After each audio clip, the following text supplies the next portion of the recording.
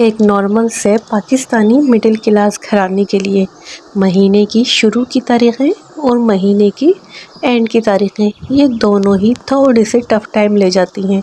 मेरी उस बात को वो सारी बहनें और माएँ और बेटियां एग्री करेंगी जो कि रेंट के घर में रहती हैं, जिनके थोड़े से हस्बैंड की या फादर की जो आमदनी है वो कम होती है और जब इस तरह हम अपने घर को मैनेज करके चल रहे होते हैं और इसी दौरान शुरू में या आखिर में कुछ ऐसे एक्सपेक्टेड गेस्ट हमारे यहाँ आ जाएं और जिनके लिए हमें थोड़ा सा एहतमाम भी करना हो तो ये थोड़ी सी परेशानी की बात बन जाती है। मेहमान वैसे तो अल्लाह रब्बुल इज़्ज़त की रहमत होते हैं, लेकिन हम अगर अपने माशी तौर पे देखे जाएं तो कभी कभार इस तरह होता है कि हम थोड़े से फाइनेंशियली अपना जो बजट होता है उसको लेके चल रहे होते हैं, थोड़ा सा बजट आगे पीछे हो जाता है।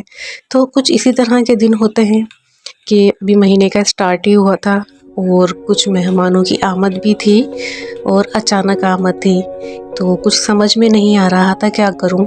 तो मेरे जहन में आया कि अभी घर में दाल और चावल और चिकन की थोड़ी सी चिकन भी मौजूद थी, लेकिन वो चिकन इतनी थोड़ी थी कि मैं उसका सालन बिल्कुल भी नहीं बना सकती थी। अच्छा नहीं लगता कि मैं ज़रा सा सालन बना के एक बाउल में रख देती।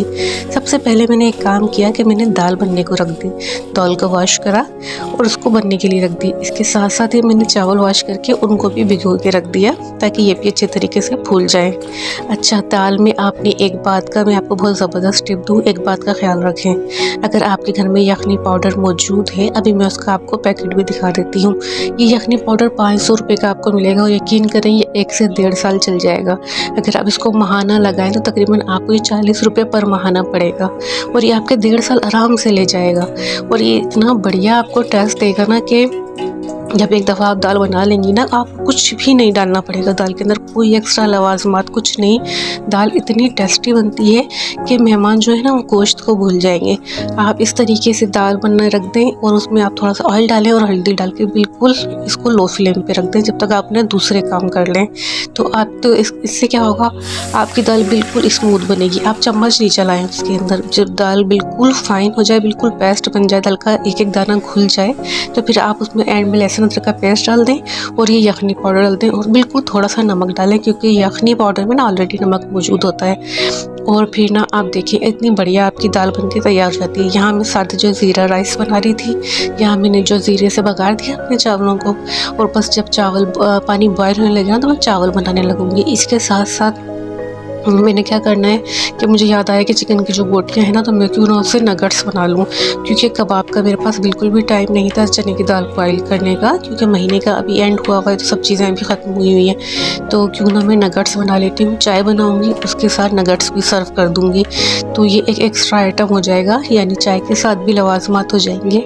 और दाल चावल तो है ही, और दाल चावल के साथ मैंने क्या करना है, मज़ेदार सी सलाद बना लेनी है, चटनी बना लेनी है। और जो अगर आपके घर में कुछ भी इस तरह के ना पापड़ वगैरह अक्सर हम ला के रख देते हैं, स्लैंटीज़ रखी हुई होती हैं, तो क्या करना है, मैंने कहा कि सलाद बना लेती हूँ। स्लैंटी वगैरह देखती हूँ, अगर स्लैंटी रखी हो ना तो उसको भी साथ साथ फ्राई कर लेती हूँ। तो ये अब मसला ये नहीं होता दाल चावल का, अगर दाल चावल के साथ और थोड़ी सी और चीज़ें अगर आप ऐड कर देंगे ना, तो जब आपका दस्तरखान भरा लगेगा तो जो देखने वाले हैं ना उनको भी बड़ा अच्छा सा फील होता है। और अगर कोई पुराना कोई सालन रखा हुआ भी है तो आप उसको भी एक छोटी सी अच्छी से प्यारे से कंटेनर ज़रूर लेके रखा करें, क्योंकि अक्सर सालन इतने अच्छे होते हैं लेकिन अब इतने बुरे उनके अपने बाउल्स में उनको पेश करते हैं ना, प्लास्टिक के किसी रंग उड़े हुए कोई अजीब से। एक दफ़ा ना अपनी क्रॉकरी पे ज़रूर इन्वेस्ट करें ना, ज़रूरी नहीं बहुत महंगी लें, 350-400 के अच्छे कांच के ना बाउल मिल जाते हैं। तो आप इस तरह के बाउल ज़रूर लेके रखें, मार्बल के या कांच के। अगर थोड़ा सा भी सालन हो ना तो आप अच्छे से बाउल में उसको थोड़ा सा हरा धनिया डाल के रख देंगे तो बड़ा प्यारा सा लगता है देखने में। तो यहाँ पे मैंने क्या किया, जब तक दाल बन रही थी फिर मैंने दूसरी तरफ जो राइस है ना, ज़ीरा राइस भी बना लिया अपने, उनको मैंने बघार दिया था, पानी बॉयल हो रहा था। तो इसके साथ साथ मैंने सोचा क्यों ना जल्दी जल्दी जो अपनी सलाद है ना, सलाद के जितने आइटम्स हैं उनको कट करके रख लूँ। जो जो चीज़ें घर में मौजूद थी इसको भी बड़ी बड़ी किफ़ायत से बनाया। टमाटर बहुत महंगे हो रहे थे तो मैंने एक टमाटर, एक प्याज, एक खीरा, एक हरी मिर्च और आधा नींबू ले लिया था। पुदीना नहीं था वरना मैं साथ में पुदीना भी रखती।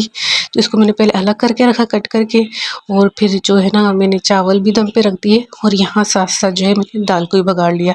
ये सब चीज़ें रेडी हो गई तो फिर मैंने एक जगह क्या किया, सिलेंटी तल के रख दी, क्योंकि सिलेंटी भी साथ में रख देना तो दाल चावल बड़ा अच्छा मज़ा देती है। अच्छा हरा धनिया का याद रखना, जब बाउल में निकालो ना अपना, तो फिर हरा धनिया डालना। अगर पहले से डाल के मिक्स कर लोगे ना मुरझा जाएगा, उसकी शक्ल अच्छी नहीं होगी।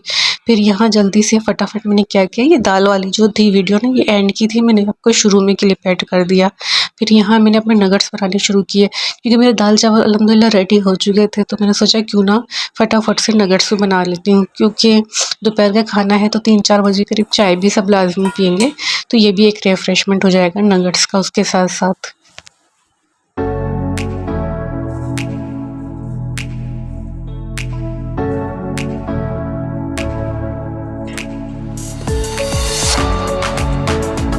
अच्छा नगट्स में मैंने क्या करा कि 4 से 5 बोटियाँ थी, तो फिर मैंने उनको बोटियों को कट करके ना छोटा छोटा कर दिया, जैसा कि आपको वीडियो में नज़र आ रहा होगा। अगर आपको वीडियो में बोटियाँ बड़ी बड़ी लग रही हैं तो ये बड़ी बड़ी नहीं है, ये 4 बोटियों को कट करके मैंने छोटा कर दिया था।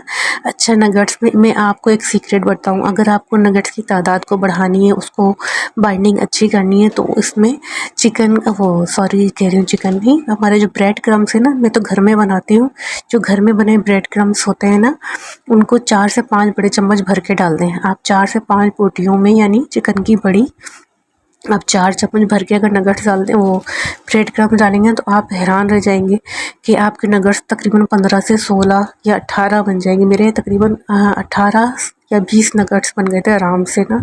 तो बस इतनी आसान इसकी रेसिपी है। फिर आपने इसके अंदर नमक डाल देना है, 2 बड़ी प्याज जो है ना वो कट करके डाल देना, लहसुन अदरक का पेस्ट डाल देना, थोड़ी सी पिसी हुई लाल मिर्चें डालना, थोड़ा सा चिकन पाउडर डालना, थोड़ी सी काली मिर्चें डालना। अगर चिकन पाउडर ना हो तो अजीनोमोटो अगर घर में मौजूद हो तो आप वो डाल देना, उससे भी बहुत बढ़िया टेस्ट आता है इसका ना। और पिसी हुई थोड़ी सी काली मिर्चें भी ऐड कर देना।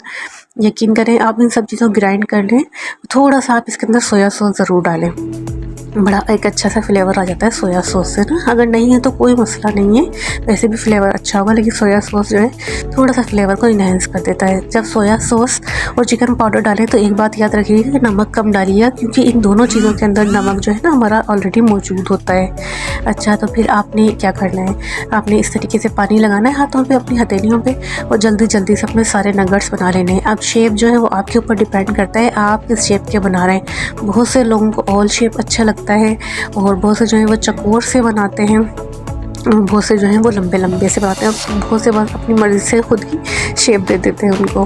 तो ये मुझे ना ऑल शेप जो होता है ना ये अच्छा लगता है नगट्स के ना। मैं सारे इस तरीके से बना लूँगी, और फिर मैं इस तरह की शेप देने के बाद ना देखिए अच्छा खासा आप पहले ना उसको देखो, चिकन का जो मसाला बना है ना, यानी नगट्स का मसाला, कितना ढेर सारा मसाला बन गया, आपको बाउल में नज़र आ रहा होगा ना। हालांकि 4 बोटियाँ थी, लेकिन जब हम ब्रेड क्रम्स डालते हैं ना तो उसकी जो हमारी क्वांटिटी होती है ना समझो चिकन की, वो डबल कर देता है ब्रेड क्रम्स।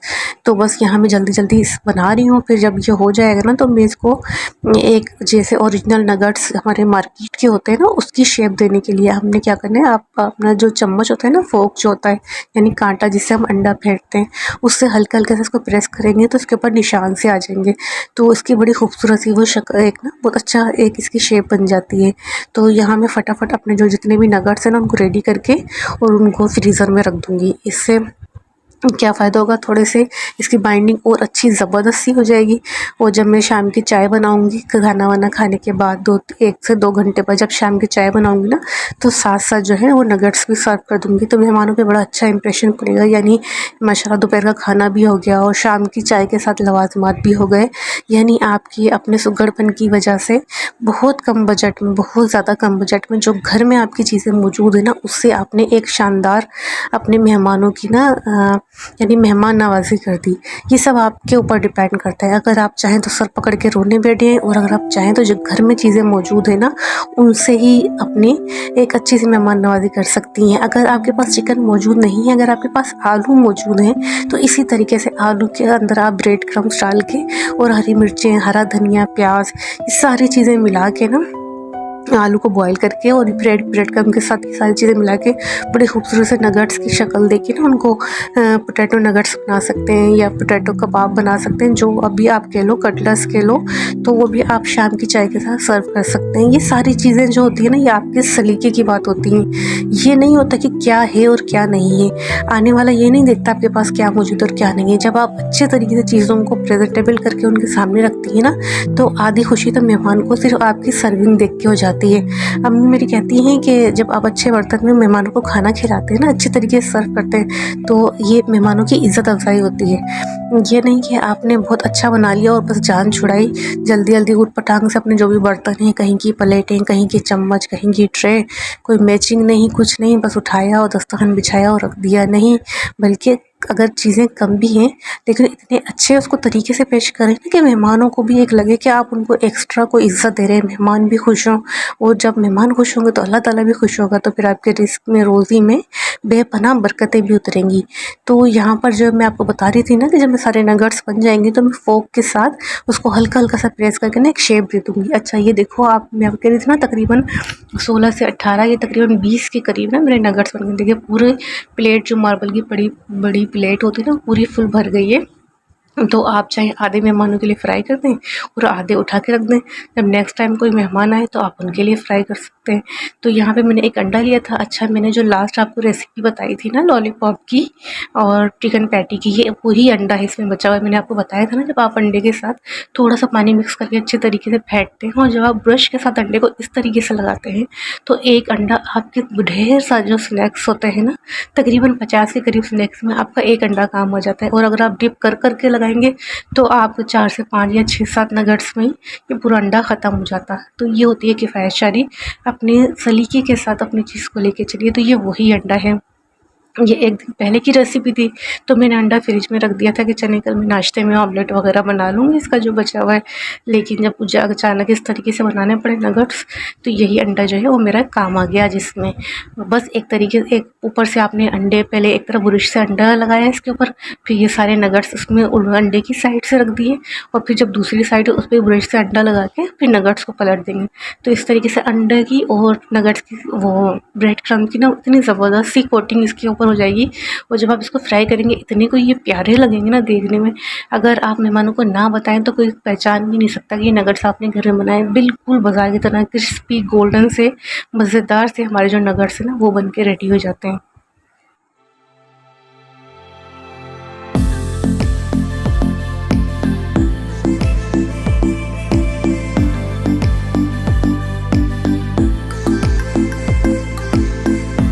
अगर आज की वीडियो में आपको कुछ भी अच्छा लगा हो तो वीडियो को लाइक, शेयर, सब्सक्राइब करना बिल्कुल भी ना भूलिएगा। नेक्स्ट वीडियो मिलते हैं, तब तक के लिए इजाज़त दीजिए। अल्लाह हाफिज़।